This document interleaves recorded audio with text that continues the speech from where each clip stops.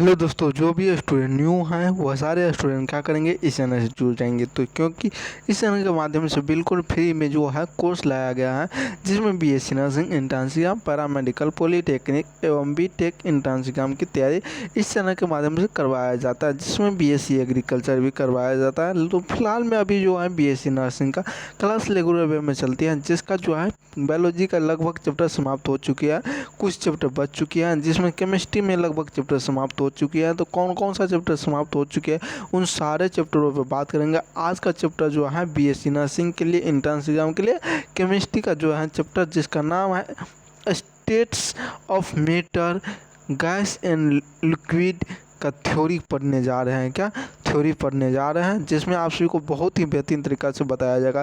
तो चलिए आज की क्लास को शुरुआत करने से पहले आप सभी को इन्फॉर्म कर दिया जाए कि इस चैनल से जो बिल्कुल फ्री में जो कोर्स लाया गया है, जिसमें आप सभी को मिलता है पीडीएफ, नोट्स, पीवाईक्यू एवं महामैराथन class, top 60 to 100 question.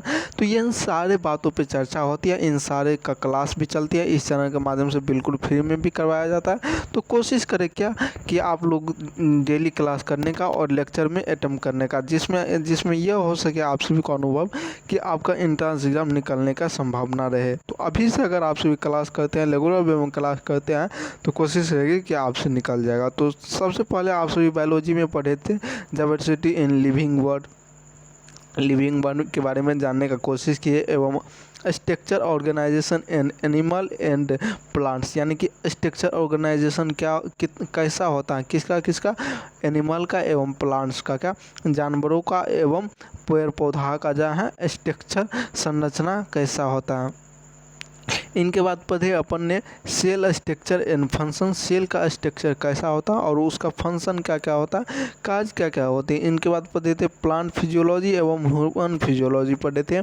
Plant का फिजियोलॉजी कैसा होता है, ह्यूमन का फिजियोलॉजी कैसा होता है, कैसे प्लांट कैसे ग्रो करता है, क्या क्या प्रोसेस होता है और कैसे प्लांट में अपना वृद्धि होती है, उसी तरह से ह्यूमन में भी पढ़े थे। इनके बाद पढ़े थे सेक्सुअल रिप्रोडक्शन, क्या सेक्सुअल रिप्रोडक्शन, जिससे क्या न्यू संतति का निर्माण होना या अलग अलग जीवों में न्यू संतति का निर्माण होना, इसके बारे में पढ़े थे सेक्सुअल रिप्रोडक्शन में। इनके बाद जेनेटिक्स एवं इवोल्यूशन, क्या जिसमें जेनेटिक्स इवोल्यूशन में पढ़े थे जेनेटिक्स कैसे इवोल्यूशन करता है, मतलब कि डीएनए का जो बनती है, डीएनए के थ्रू जो न्यू संतान में जाती हैं, वो सारे कुछ देखे थे इसमें। और इनके बाद आप सभी को ये तीनों चैप्टर जो है अभी खाली रह चुकी हैं, अभी तक नहीं पढ़ाया गया है, लेकिन इसको ख़त्म करने से पहले आप सभी को ये क्लास ज़रूर हुई है, जिसमें आप सभी को पता चला है केमिस्ट्री का जो है, केमिस्ट्री का आप सभी इतना अभी पढ़ लिया है,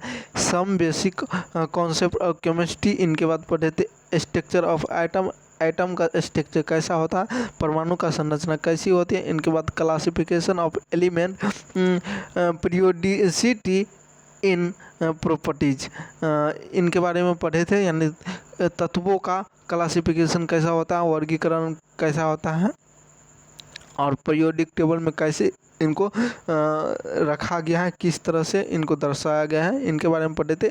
इनके बाद केमिकल बॉन्डिंग एवं मोलिकुलर स्ट्रक्चर पढ़े थे, केमिकल बॉन्डिंग कैसे बनाता है, मोलिकुलर स्ट्रक्चर कैसा होता है, इनके बारे में कोशिश किए पढ़ने का, आणविक संरचना कैसा होता है। इनके बाद देखे थे आज देखने जा रहे हैं states of matter, gas and liquid का कैसा मैटर, कैसा स्टेट होता है, कैसा मैटर होती है गैस एवं लिक्विड का, ये पढ़ने जा रहे हैं। इनके बाद थर्मोडायनामिक्स है।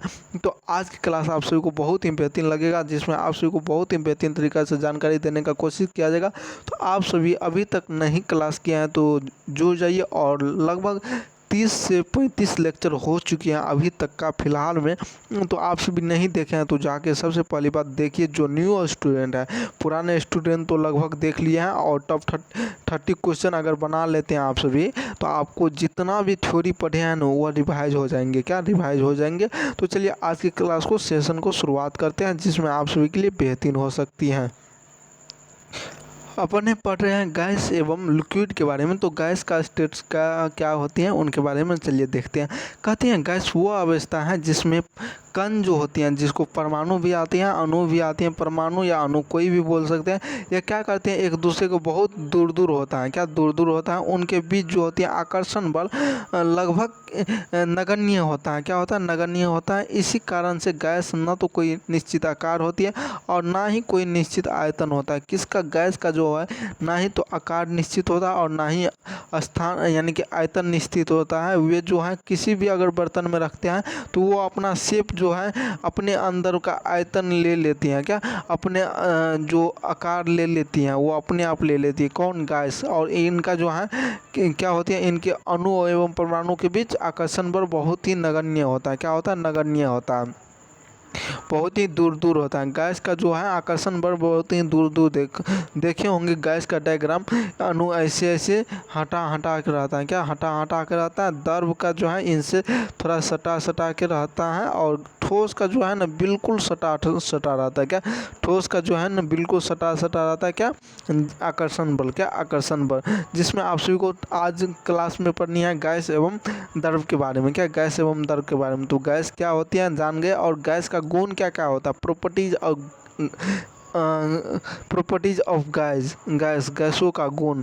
तो इसमें आप सभी को देखने को मिलेगा कम घनत्व, लो डेंसिटी। गैस का घनत्व जो होती है बहुत ही कम होते हैं, क्योंकि उनके कणों के बीच जो होती है बहुत खाली रहती है। क्या, गैस के कणों के बीच क्या होती है, बहुत ही खाली जगह रहती है उनका, इसीलिए इसका घनत्व क्या होती है, कम होती है। क्या होती है, ये जो बीच बीच में जगह देखने को मिलता होगा, ये जो खाली जगह रहती है इसको क्या बोलते हैं, गैस का घनत्व।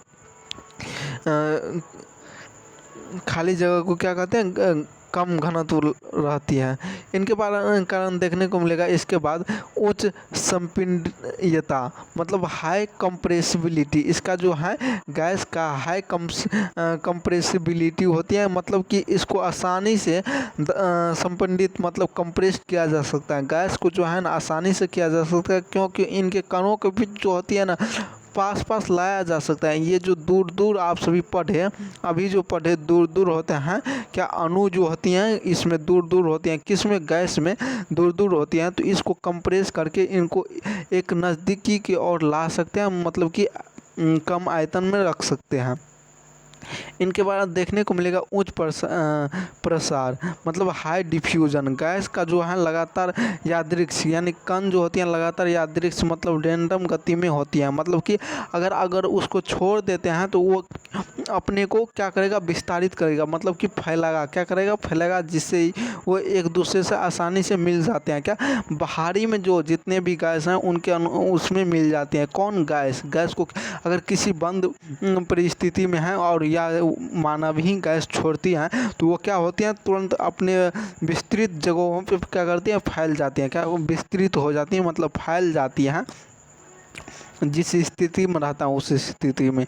इसके बाद देखने को मिलेगा आप सभी को दबाव, जिसको प्रेशर बोलते हैं। इसमें क्या होते हैं, गैस का जो कण होती है बर्तनों के दीवार से लगातार टकराते रहते हैं, जिससे क्या होते हैं, दबाव उत्पन्न होता है। दबाव कब उत्पन्न होता है, जब गैस जो होती हैं अगर किसी बर्तन में रहती हैं, अगर वो अपने आप बर्तन से क्या करते हैं, टकराते रहते हैं। क्या कहते हैं, टकराते रहते हैं, जिनके कारण प्रेशर उत्पन्न होता है। इसीलिए अगर किसी को ढक्कन अगर खोल देते हैं तो वो क्या करता है, अधिक मात्रा में वो गैस को निकलने का कोशिश करता है। क्या, अधिक मात्रा में गैस निकलता है। जैसे एलपीजी सिलेंडर होगा तो अगर आप उस पर हाथ से जो क्लिक करते हैं तो वो क्या करता है, लगातार यानी कि बहुत ही फास्ट में गैस निकलती है। इसीलिए उसमें क्या अंदर में प्रेशर जनरेट रहता है। कैसे जनरेट रहता है, तो वो किसी बर्तन में आपस में टकराते रहते हैं, जिससे वो प्रेशर उत्पन्न होता है। ठीक, इनके बाद आप सभी को देखने को मिलेगा गैस के कुछ नियम होते हैं। क्या, गैस का कुछ नियम होते हैं। गैस का व्यवहार को समझने के लिए कुछ महत्वपूर्ण नियम बनाए गए हैं, जो तापमान, दाब एवं आयतन के बीच संबंध है। क्या, तापमान पे, दाब पे एवं आयतन के बीच संबंध है। किस पे, दाब पे और आयतन के बीच में संबंध है। तो चलिए देखते हैं गैस के कुछ नियम कौन कौन सा होता है। पहला जो है बोयल्स लॉ है। क्या, बॉयल का नियम, जिसमें बॉयल्स लॉ कहते हैं, यह एक स्थिर तापमान पे किसी गैस का जो है आयतन उनके दबाव के व्युत्क्रमानुपाती होता है। क्या, डायरेक्टली प्रोपोर्शनल होता है। क्या, व्युत्क्रमानुपाती मतलब इनवर्सली प्रोपोर्शनल होता है। क्या, इनवर्सली प्रोपोर्शनल होता है, किसका, तो दाब का।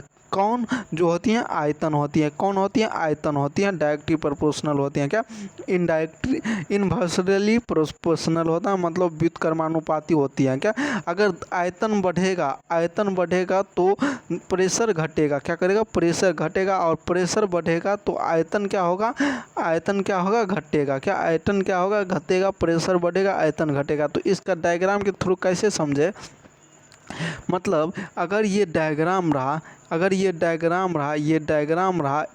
ये रहा आपका क्या भी मतलब आयतन हो गया, क्या हो गया आयतन, पी मतलब क्या होगा प्रेशर हो गया। अगर आयतन बढ़ता है तो क्या प्रेशर क्या होगा घटेगा, क्या होगी प्रेशर घटेगी। एक सेकेंड, अगर आयतन बढ़ेगा तो प्रेशर क्या होगा घटेगा, प्रेशर नीचे की ओर आएगा। अगर प्रेशर क्या होते हैं बढ़ती हैं, प्रेशर इधर की ओर जाती हैं, प्रेशर ऊपर की ओर जाती हैं, तो आयतन क्या होगी घटेगी, क्या होगी घटेगी, आयतन क्या होगी घटेगी। तो इनको डायग्राम के थ्रू समझने का कोशिश करते हैं। और जो होती है बोयल्स लॉ का P1 V1 equal to P2 V2 भी होती है, जिसमें जो प्रेशर 1 में जो होती हैं, अगर प्रेशर ज़्यादा लगाया जाएगा और जितना आएगी वैल्यूम आयतन आएगी, उनको अगर रखते हैं और उनके बाद जो होते हैं प्रेशर 2 को और वॉल्यूम 2 को अगर रखते हैं, उन दोनों को जब मल्टीप्लिकेशन करते हैं तो एक न्यू जो आएगी वो इनके बराबर होगी। क्या ये दोनों क्या हो जाएगी बराबर हो जाएगी। जैसे यहाँ पे देखा आप सभी को दिखाई देता होगा कि यहाँ पे अगर 400 लिया है तो वॉल्यूम कितना आया है 50 आया है ml, और यहाँ पे देखा जाए 200 लिया है तो 100 ml आया है। जब इनको अगर मल्टीप्लिकेशन करते हैं तो लगभग 20,000 के बराबर हो जाएगा। क्या 20,000 के बराबर हो जाएगा बोयल्स लॉ। और यही कहती हैं जिसमें आप सभी को क्या देखने को मिला P समानुपाती P व्युत्क्रमानुपाती 1/v। क्या P व्युत्क्रमानुपाती 1/v। तो इनको कैसे सिद्ध किया जाए, आप सभी को ये ग्राफ आता होगा, क्या ग्राफ आता होगा। इधर अगर आयतन है, क्या सॉरी आयतन है और इधर प्रेशर है। अगर प्रेशर क्या करती है बढ़ती है, प्रेशर जब ऊपर की ओर जाती हैं तो आयतन क्या होती है आयतन नीचे की ओर जाती है, मतलब कि आयतन कम हो जाती है। अगर आयतन की दूरी बढ़ती है, क्या आयतन की दूरी बढ़ती है यानी कि इनकी जो होती है ना आयतन अगर बढ़ा दिया जाए, मतलब कि आयतन किसी भी अणु का जो है ना आयतन बढ़ा दिया, किसी भी बर्तन में जो रखी रहती हैं द्रव, उनको क्या करेगा आयतन अगर बढ़ा देगा, उसमें बहुत ज़्यादा रख देगा तो वो क्या हो जाएगी, उसमें अगर आयतन ज़्यादा हो जाएगा तो प्रेशर क्या हो जाएगी कम हो जाएगी। क्या प्रेशर कम हो जाएगी। बोयल्स लॉ यही कहना चाहती है। इनके बाद आप सभी को देखने को मिलेगा चार्ल्स का नियम। क्या चार्ल्स का नियम। और जैसे जैसे प्रेशर बढ़ेगा वैसे वैसे आयतन बढ़ते जाएगा। क्या आयतन बढ़ते जाएगा, प्रेशर बढ़ते जाएगा आयतन बढ़ते जाएगा। इनके बाद देखने को मिलेगा इसका मतलब यह होती है कि दबाव बढ़ाने पे आयतन घटेगा और इसके विपरीत होगा। क्या इसके विपरीत होगा, किसके विपरीत। तो अगर ये यानी आयतन घटता है तो प्रेशर बढ़ेगा, प्रेशर बढ़ेगा तो आयतन घटेगा। ये क्या कहता है एक दूसरे का विपरीत है। क्या एक दूसरे का विपरीत है। आयतन 2 गुना बढ़ेगी तो प्रेशर हाफ हो जाएगी, जब प्रेशर 2 गुना बढ़ेगी तो आयतन हाफ हो जाएगी। इस तरह से भी समझ सकते हैं आप सभी। तो इन पे जो है ना जल्द ही लाइव यानी कि एक प्रैक्टिकली क्वेश्चन करवाया जाएगा। तो आप सभी इस चैनल से अगर जुड़े रहते हैं तो इन सारी चीज़ों पे नॉलेज लेने का कोशिश कीजिएगा। तो अगला कहता है चार्ल्स का नियम। चार्ल्स स्थिर दाब पर जो है ना किसी गैस का जो आयतन जो होती है उनके तापमान मतलब केल्विन में सीधे अनुपाती होती है, मतलब डायरेक्टली प्रोपोर्शनल होता है। चार्ल्स का नियम कहती है कि अगर आयतन उसके तापमान के जो होती हैं डायरेक्टली प्रोपोर्शनल होती है, भी समानुपाती डायरेक्टली प्रोपोर्शनल टी। क्या टी। इसका मतलब यह हुआ तापमान बढ़ने पे क्या होती है आयतन बढ़ता है। क्या तापमान अगर बढ़ेगा, टेम्परेचर अगर बढ़ेगी तो आयतन भी क्या होगी बढ़ेगी। टेम्परेचर बढ़ेगी तो आयतन भी बढ़ेगी, टेम्परेचर बढ़ेगी तो आयतन भी बढ़ते जाएगी। क्या आयतन भी बढ़ते जाएगी। एक जो होती है रेगुलर वे में और सटीक तरीक़ा से सीधे की ओर बढ़ते जाएगी। क्या सीधे बढ़ते जाएगी। एक सेकेंड आप सभी को कोशिश करें समझाने का।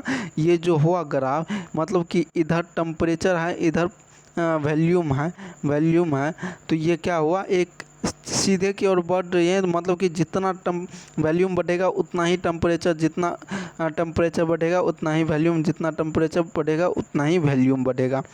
तो इस तरह से आप सभी कोशिश करें समझने का। चार्ल्स का नियम यही कहता है कि ये डायरेक्टली प्रोपोर्शनल किसका होता है, टेम्परेचर का। कौन, आयतन। आप सभी यहाँ पे डायग्राम देख सकते हैं। यहाँ पे देखिए एक टेम्परेचर है और यहाँ पे वॉल्यूम है। क्या वॉल्यूम है, अगर टेम्परेचर बढ़ती है तो वॉल्यूम भी इंक्रीज होता है। क्या होती है, इंक्रीज होता है। एक रेगुलर वे में, क्या एक रेगुलर वे में गैस भी और टेम्परेचर भी और वॉल्यूम भी, जितना टेम्परेचर बढ़ती है उतना ही वॉल्यूम बढ़ती है। तो V/T इक्वल कांस्टेंट, क्या के कांस्टेंट, के क्या है, कांस्टेंट है। समानुपाती हटेगा तो क्या आएगा, तो के आएगा। क्या आएगा, के आएगा।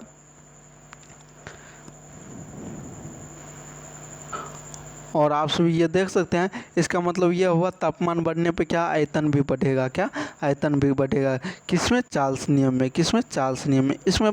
इसके बाद आप सभी को देखने को मिलेगा एवोगाड्रो का नियम। एवोगाड्रो का नियम कहता है ये स्थिर तापमान पे जो होती हैं दबाव पर किसी गैस का जो आयतन जो होती है उनके कणों की संख्या के सीधे अनुपाती होता है। क्या, कणों की संख्या जो होती है किसका, अणु के कणों की संख्या के सीधे अनुपाती, मतलब समानुपाती होती है।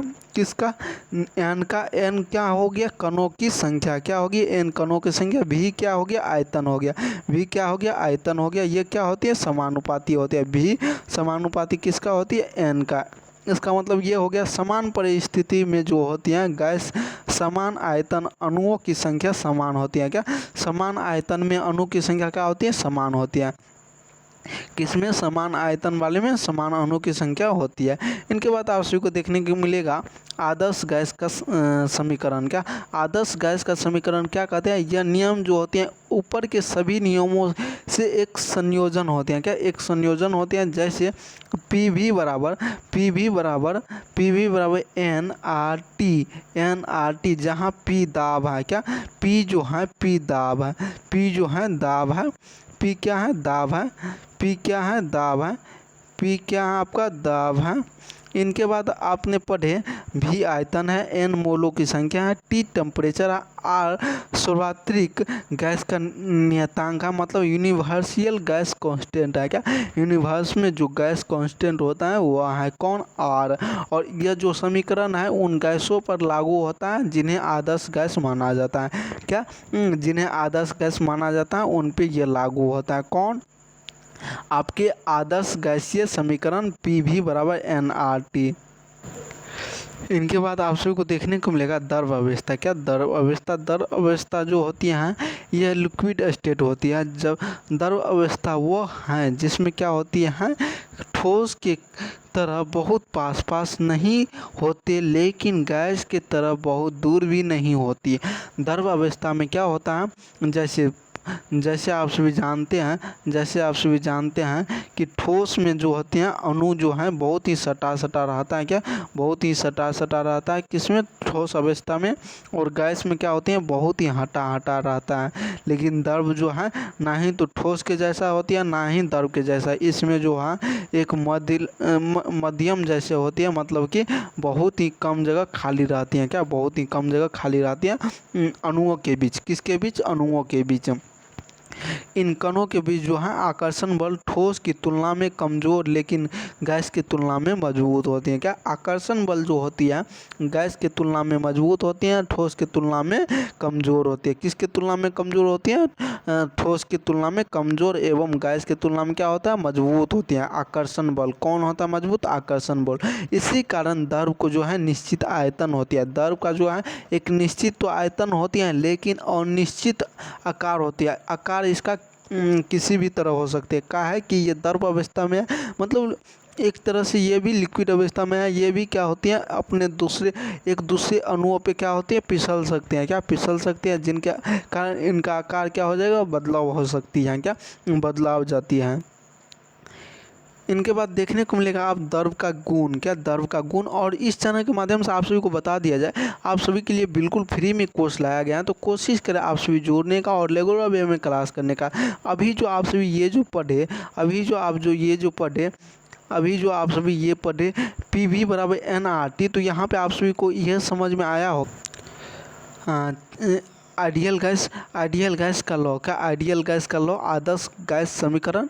इसमें क्या हो गया, ये प्रेशर है, ये जो बॉन्डिंग आप सभी को देख रहा है ये प्रेशर है और ये वॉल्यूम है। क्या वॉल्यूम अगर घटती है, प्रेशर अगर लगाते हैं तो क्या होगा, वॉल्यूम घटेगा। प्रेशर अगर जैसे जैसे लगाएंगे वैसे वैसे क्या होगा, वॉल्यूम बढ़ते जाएगा। प्रेशर बढ़ाएंगे तो क्या वॉल्यूम बढ़ेगा, सॉरी गलती बोलने में मिस्टेक। अगर प्रेशर बढ़ाते हैं तो क्या होगी, वॉल्यूम भी बढ़ेगा। क्या वॉल्यूम भी बढ़ेगा, टेम्परेचर क्या होगी, टेम्परेचर क्या होगी अपना, टेम्परेचर भी क्या होगी, बढ़ेगा। क्या करेगी, टेम्परेचर भी बढ़ेगा, टेम्परेचर भी इंक्रीज करेगा। क्या होगा, इंक्रीज करेगा। यह क्या है, आइडियल गैस का फार्मूला है और आइडियल गैस का ये स्ट्रक्चर है, डायग्राम। अगर प्रेशर अगर एक लगाते हैं ऊपर से, जब प्रेशर लगाते हैं किसी भी अणुओं के बीच, तो वो अपने अंदर क्या लगाएगा, दबाव लगाएगा, अपने आकर्षण बल को बहुत ही नज़दीकी लगाएगा। क्या अणुओं के बीच जो आकर्षण बल होते हैं वो बहुत नज़दीक आ जाएगा। किस कंडीशन में, आइडियल गैस कंडीशन में। गैस के कंडीशन में गैस में क्या होती है, फैला हुआ रहता है। कौन, अणु क्या रहती है, फैला हुआ रहता है। उनको प्रेशर लगा के नज़दीकी लाएंगे तो इनका वॉल्यूम क्या हो जाएगी, बढ़ जाएगी। अगर प्रेशर बढ़ाएंगे तो वॉल्यूम भी बढ़ेगा, वॉल्यूम भी बढ़ेगा तो टेम्परेचर भी बढ़ेगा। क्या, टेम्परेचर भी बढ़ेगा। तो इनके बाद आप सभी को ये आप सभी ने एक फार्मूला पढ़े थे चार्ल्स का नियम से, VT इक्वल के, क्या V/T इक्वल के, मतलब कि V जो समानुपाती होती है टेम्परेचर का, अगर समानुपाती हटेगा तो VT इक्वल टू क्या हो जाएगी, कांस्टेंट हो जाएगी। क्या हो जाएगी, कांस्टेंट हो जाएगी। तो इन्हीं को एक इस तरह से लिख सकते हैं, जब वॉल्यूम 1 और 2 रहेगी तो टेम्परेचर 1 और 2 तो बनाएगा, तो वॉल्यूम 1 बाय टेम्परेचर 1 और वॉल्यूम 2 बाय टेम्परेचर 2। इन्हीं पे एक एग्जाम्पल दिया गया है जिसमें आपका गैस का वॉल्यूम जो होती है 3 लीटर है और 127 डिग्री सेल्सियस पे, तो कहती है वॉल्यूम 227 डिग्री सेल्सियस पे कितना होगा। क्या वॉल्यूम जो होती है 227 डिग्री टेम्परेचर पे कितना होगा। तो आपके सामने ये कैसे बनेगा, तो तीनों यानी कि वॉल्यूम को क्या करिएगा, फर्स्ट टेम्परेचर को यहाँ लिखिएगा, सेकेंड टेम्परेचर को यहाँ लिखिएगा, और जो आपका जो ये 3 लीटर है तो ये फर्स्ट का है तो यहाँ पे लिखिएगा, और ये जो 127 डिग्री सेल्सियस है तो आप सभी इस तरह से पढ़े हैं कि सेल्सियस को केल्विन में ला के ही टेम्परेचर को रखा जाए। क्या, किसमें, केल्विन में रख के अगर रखते हैं तो आपका फार्मूला निकल। और जो होती है ये जो सेल्सियस को केल्विन में जब बदलेंगे, सेल्सियस को अगर केल्विन में बदलते हैं तो 273 क्या करना पड़ता है, 73 प्लस करना पड़ता है। क्या, 273 प्लस करना पड़ता है किस में, तो जितना आपका सेल्सियस रहेगा तो ये क्या बन के आएगा, टेम्परेचर बन के आएगा। क्या, टेम्परेचर जो केल्विन में होगी। क्या, केल्विन होगी, और बाद बाकी सारा कुछ आपको दिया गया है। क्या, और टेम्परेचर 2 जो है 227 डिग्री C है टेम्परेचर 2। इनको भी अगर आप सभी क्या करते हैं इनको केल्विन में बदलते हैं। केल्विन में बदलने के लिए 273 इसमें भी ऐड करेंगे तो इस तरह से बन के आएगा। क्या, इस तरह से बन के आएगा। और आप सभी इस फार्मूला पे रखते हैं तो आपका आंसर आ जाएगा। क्या, आंसर आ जाएगा। इस फार्मूला पे रखते हैं तो ये किसका नियम हो गया, चार्ल्स का नियम हो गया। किसका नियम हो गया, चार्ल्स का नियम हो गया। और चार्ल्स का नियम अगर आयतन बढ़ाएगा तो क्या होगा, प्रेशर भी बढ़ेगी।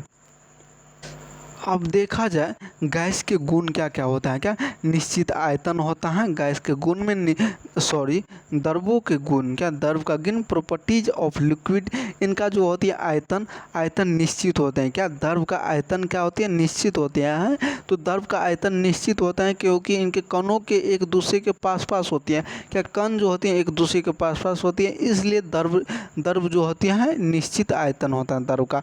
और निश्चित आकार, इनका आकार अनिश्चित होता है, मतलब कि द्रव का और कोई भी आकार नहीं होता है। ये आसानी से बह सकती हैं। क्या, बह सकती हैं, फ्लो कर सकती हैं, मतलब कि ये किसी अवस्था में अगर रख सकते हैं तो वो क्या होगी, फैल जाएगी। वो जहाँ पे रखेगा वहाँ पे वो क्या करेगा, फैलने का कोशिश करेगा।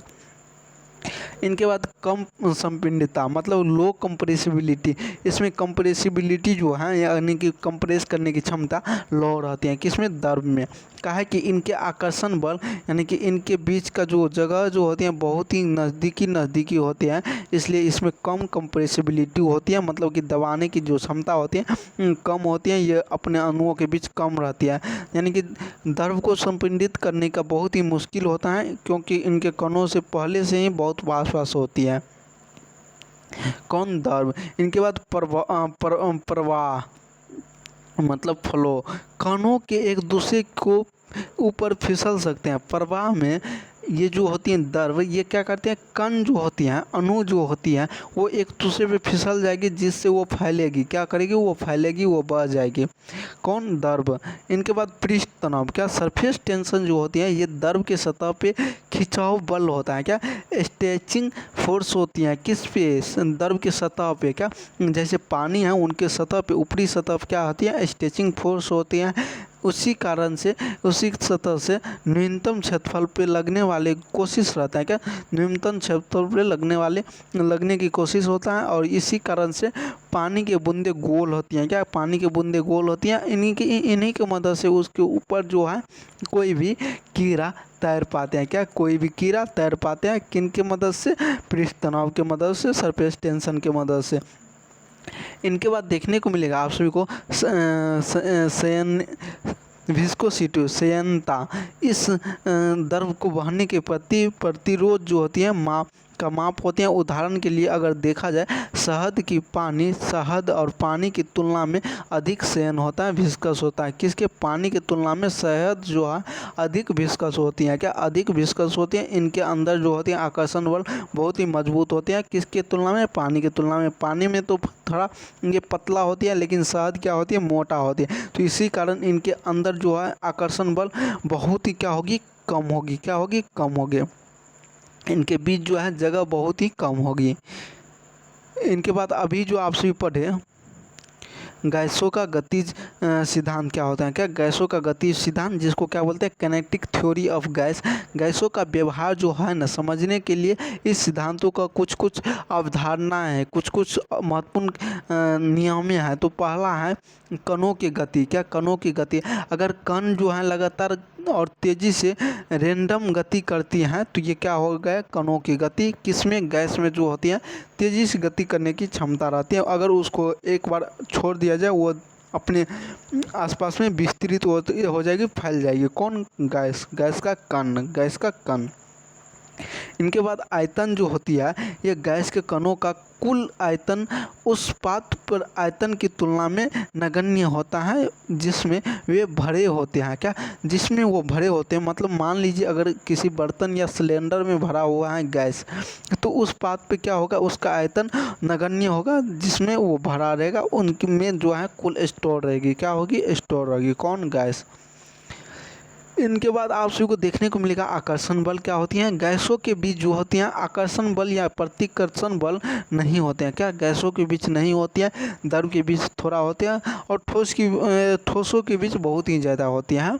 तो आकर्षण बल गैस के बीच क्या होती है? नहीं होती है। द्रव के बीच होती हैं, मध्यम होती हैं, एवं ठोस के बीच बहुत ही ज़्यादा होती हैं। इनके बाद टकराने, कोलिजन। क्या? कोलिजन गैस के कणों के एक दूसरे की और पात्र के दीवारों से पूरी तरह से क्या करती हैं? प्रत्यास्थ टकराते रहते हैं, मतलब इलास्टिक कोलिजन होता है। क्या होता है? इलास्टिक कोलिजन होता है। मतलब कि अगर आप सभी जानते हैं रबर को अगर घिसते हैं और छोड़ देते हैं, क्या रबर को और घिसते हैं या स्प्रिंग का वो घिसते हैं छोड़ देते हैं तो क्या करते हैं? वो अपने अवस्था में आ जाते हैं। मतलब कि गैस अगर जितना रखा गया है एक सिलेंडर में, तो वो एक सिलेंडर में जितना रहेगा उतना ही रहेगा ना, इसमें तो परिवर्तन नहीं होगा जिस सिलेंडर में भर के रखा जाएगा उसमें। लेकिन इसमें क्या होती है? अपने अंदर में जो होती है ना टकराती रहती हैं। क्या? टकराती मतलब इलास्टिक कोलिजन होता है। क्या होती है? इलास्टिक कोलिजन होता है। किसके बीच? अणुओं के बीच। क्या? अणुओं के बीच जो होती हैं इलास्टिक कोलिजन होता है गैसों के अणुओं के बीच, और ये क्या करती हैं? टकराते रहते हैं, जिनके कारण ये क्या कहलाते हैं? कोलिजन कहलाते हैं। इसका मतलब यह हो कि टकराने में जो होते हैं कोई ऊर्जा हानि नहीं होती है। क्या? टकराने में इनके अंदर जो ऊर्जा बनती है वो कोई ऊर्जा हानि नहीं होती है, क्या हानि नहीं होते। इनके बाद गतिज ऊर्जा, किसी भी गैस के कणों के औसत गतिज ऊर्जा एवरेज किनेटिक एनर्जी केवल उसके परम ताप पे मतलब एब्सोल्यूट टेम्परेचर पे समानुपाती होते हैं, क्या एब्सोल्यूट टेम्परेचर पे क्या होती है, समानुपाती होती है। और गतिज ऊर्जा बराबर आप सबको फार्मूला पता होगा, गतिज ऊर्जा बराबर हाफ एम बी होता है, क्या होती है, हाफ एम बी स्क्वायर, क्या हाफ एम बी स्क्वायर होती है गतिज ऊर्जा बराबर एब्सोल्यूट मान समानुपाती होती है किसका, परम तापमान का। इनके बाद आप सभी को देखने को मिलेगा द्रव, जिसको लिक्विड कहते हैं, जो परिभाषा ऊपर पढ़े थे वही परिभाषा लिखा गया है। इनके बीच जो होती है आकर्षण बल उतना नहीं होता है जितना कि ठोस में होती है, गैस की तुलना में अधिक होता है, ठोस की तुलना में कम होता है किसका, द्रव का आकर्षण बल। और ये जो होती है एक दूसरे तत्व, एक दूसरे अणुओं के बीच पूरे संपर्क में रहता है, क्या संपर्क में रहता है, लेकिन इनका कमज़ोर होती है, क्या इतना कमज़ोर होता है कि वो एक दूसरे को फिसल जाते हैं, क्या करते हैं, फिसल जाती है, मतलब कि वो फ्लो हो सकती है, बह सकती है। यही कारण है कि द्रव का निश्चित आयतन तो होती है लेकिन आकार जो है निश्चित नहीं होते हैं। इनके बाद आप सभी को देखने को मिलेगा द्रव का कुछ महत्वपूर्ण गुण क्या क्या होते हैं। इससे पहले देखे थे नियम में, अब गुण देखते हैं द्रवों का गुण क्या क्या होते हैं। सबसे पहले आप सभी को देखने को मिलेगा वाष्पीकरण, इवोपोरेशन, क्या इवोपोरेशन में क्या होते हैं, ये एक सतही घटना है, सरफेस फेनोमेनोन है।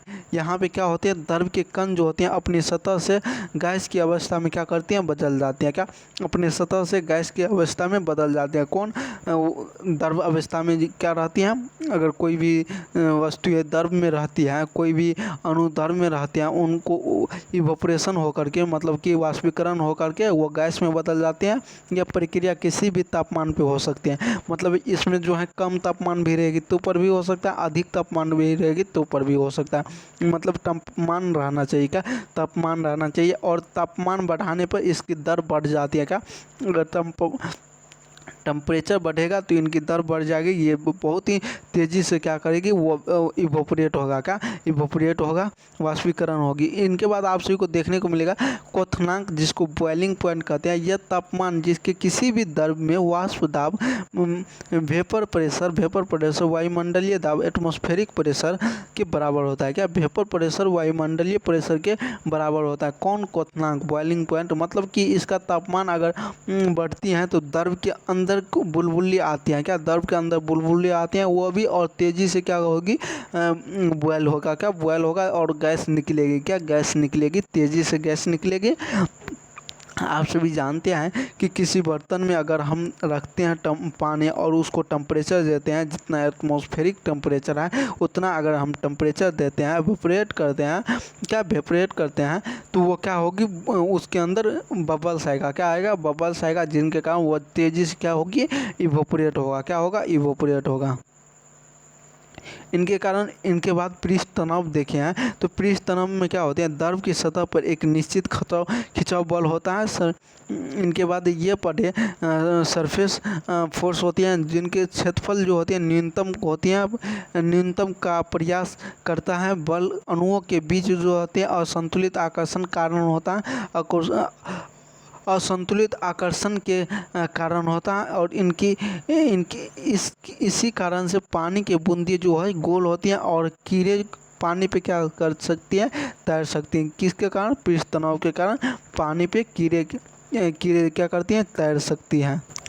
और आप ये डायग्राम देख करके समझ सकते हैं, ये जो आप सभी छोटे छोटे कीड़े होते हैं, आप सभी तालाब में जाते होंगे या किसी भी नदी में जाते होंगे, जो ठंडी के महीने में ये कीड़े आप सभी को देखने को मिलेगा तैरते हुए, किस पे, पानी पे। या आप सभी को इस चैनल के माध्यम से एग्जांपल भी लिया जाएगा कि कोई भी जो मेटल जो होती है पानी पे कैसे तैर पाती है, तो सरफेस टेंशन के कारण तैर सकता है, क्या सरफेस टेंशन के कारण तैर सकता है। इनके बाद आप सभी को देखने को मिलेगा सेहनता। क्या विस्कोसिटी, विस्कोसिटी कहती है यह किसी द्रव को बहने का प्रतिरोध माप उदाहरण है। शहद का पानी की तुलना में जो है शहद में अधिक सेहन होती है। क्या विस्कस होती है, क्योंकि इनके जो अणुओं के बीच जो है अधिक मजबूती होती है। किन के अणुओं के बीच? तो शहद के अणुओं के बीच बहुत ही मजबूती होती है, अंतराण्विक बल होता है। अंतराण्विक बल क्यों होती है?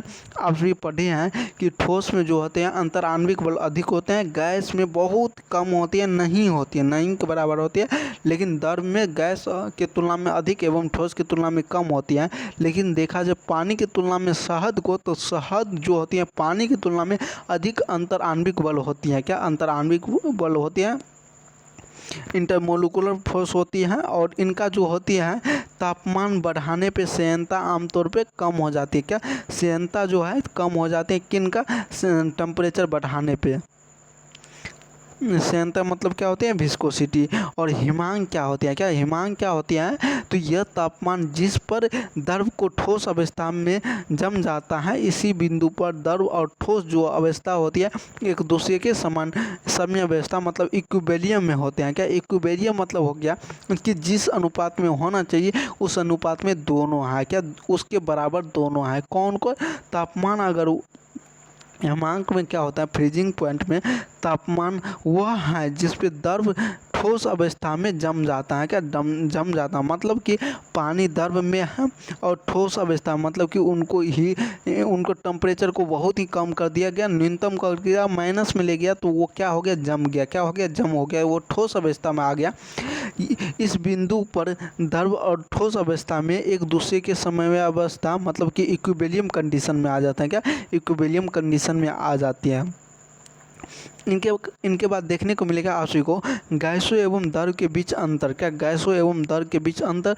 तो गुण और गैस द्रव। गैस का गुण क्या होगी? द्रव क्या होगी? जैसे गुण में देखा जाए आकार, आयतन, आकर्षण बल, संपीड़ितता मतलब कि कंप्रेशन एवं घनत्व मतलब डेंसिटी। तो आकार में गैस का अनिश्चित होता है, द्रव भी अनिश्चित होता है। आयतन अनिश्चित होता है लेकिन द्रव में आयतन निश्चित होता है।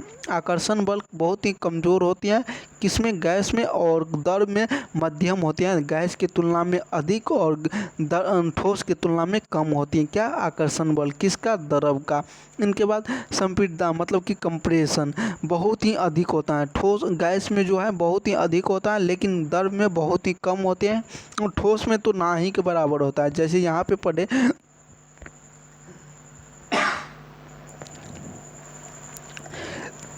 बहुत ही कम होती है। क्या संपीड़ितता जो होती है बहुत ही कम होती है किसका? द्रव का। इनके बाद देखने को मिलेगा आप सभी को घनत्व और प्रवाह मतलब फ्लो होता है, घनत्व मतलब डेंसिटी होता है। बहुत ही कम होता है गैस का घनत्व बहुत ही कम होता है लेकिन ठोस का तुलना में द्रव का घनत्व जो होती है कम होती है, गैस का अधिक होती है। गैस के तुलना में द्रव का जो होती है अधिक होती है घनत्व। इनके बाद देखने को मिलेगा प्रवाह जिसको फ्लो बोलते हैं। यह आसानी से फ्लो हो सकती है कौन? गैस। लेकिन आसानी से फ्लो तो होती है लेकिन बहुत ही कम मतलब में। क्या आसानी से प्रभावित होते हैं। क्या आसानी से प्रभावित होता है? ये भी दोनों जो है आसानी से प्रभावित हो जाते हैं लेकिन गैस की तुलना में बहुत ही धीरे धीरे ये होते हैं द्रव। तो आज की क्लास इतना रहा जिसमें आप सभी पढ़े द्रव एवं गैस, द्रव के प्रॉपर्टीज एवं गैस के प्रॉपर्टीज और इनके बारे में बहुत महत्वपूर्ण तरीक़ा से कोशिश किए समझने का। और इस चैनल के माध्यम से इसी तरह से लाया जाएगा जैसे PYQ, उससे पहले महामैराथन क्लास, उससे पहले टॉप 30 to 100 क्वेश्चन। इससे पहले आप सभी को मिलता है थ्योरी क्लास, कॉन्सेप्ट क्लास जिसमें आप सभी को बहुत ही बेहतरीन तरीक़ा से कोशिश किया जाता है इस चैनल के माध्यम से समझाने का। और जल्द ही आप सभी जो अभी सरफेस टेंशन पढ़े इन सारे बातों पर चर्चा किया जाएगा, लाइव करवाया जाएगा कैसे सरफेस टेंशन होती है नहीं होती है। और किसी भी आप सभी ये भी जानते हैं और आप सभी ये जानते हैं डेंसिटी बराबर फार्मूला क्या होता है। डेंसिटी बराबर फार्मूला जिसको रो से डिनोट करते हैं, मास अपन क्या होता है वॉल्यूम, क्या मास अपन वॉल्यूम, मतलब कि जितना डेंसिटी होगी उतना ही मास होगी, क्या उतना ही मास होगी, जितना डेंसिटी होगी उतना ही क्या होगी मास होगी, बराबर होगी।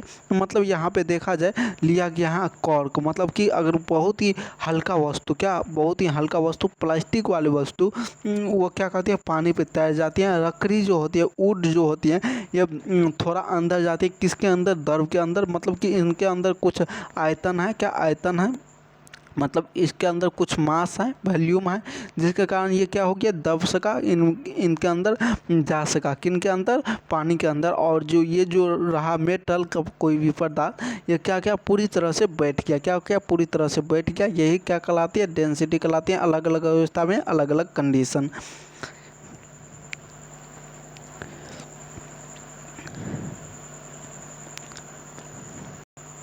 और आप सभी ये भी पढ़े थे अभी, क्या अगर प्रेशर हम छोड़ देते हैं तो वो अणुओं के बीच फैल जाएगी, और प्रेशर अगर हम लगा देते हैं, कंप्रेस करते हैं, तो अणुओं के बीच जो है बहुत ही कम जगह रहती है, किस कंडीशन में, गैस के कंडीशन में। ठीक, इनके बाद आप सभी ये भी जानते हैं कि जल में जो होती है H2O होती है, क्या H2O होती है, मतलब कि ऑक्सीजन एक अणु तो हाइड्रोजन दो मोलिक्यूल्स रहती है। ये क्या करेगी, ऑक्सीजन के साथ जितने भी हाइड्रोजन होगी वो क्या करेगी, जोड़ेगी। तो यहाँ पे जुड़ा हुआ है, देख सकते हैं दो मोलिक्यूल्स जुड़ा हुआ है, किसके साथ, ऑक्सीजन के साथ। ऑक्सीजन के साथ दो मोलिक्यूल्स हाइड्रोजन का जुड़ा हुआ है। जब ऑक्सीजन एवं हाइड्रोजन का वॉल्यूम को मैच किया गया, मतलब कि जितना वॉल्यूम लिया गया, और वॉल्यूम किसका, हाइड्रोजन का है, दो अणु लिया गया एवं ऑक्सीजन का एक अणु लिया गया, तो ये बन के इस तरह से आता है, क्या इस तरह से आता है, जो क्या करता है हाइड्रोजन एवं ऑक्सीजनों के बीच जो आती है अणुओं की संख्या वो मिल सके। ठीक, तो आज की क्लास को यहीं पे समाप्त किया जाता है। आप सभी के साथ बहुत ही बेहतरीन तरीक़ा से कोशिश रहती है इस चैनल को शेयर करने का, और ये जो टेलीग्राम ग्रुप में PDF मिल जाएगी, और इस चैनल के माध्यम से बेहतरीन तरीक़ा से पढ़ाया होता है, तो कोशिश करें आप सभी जुड़ने का और रेगुलर वे में क्लास करने का। जय हिंद।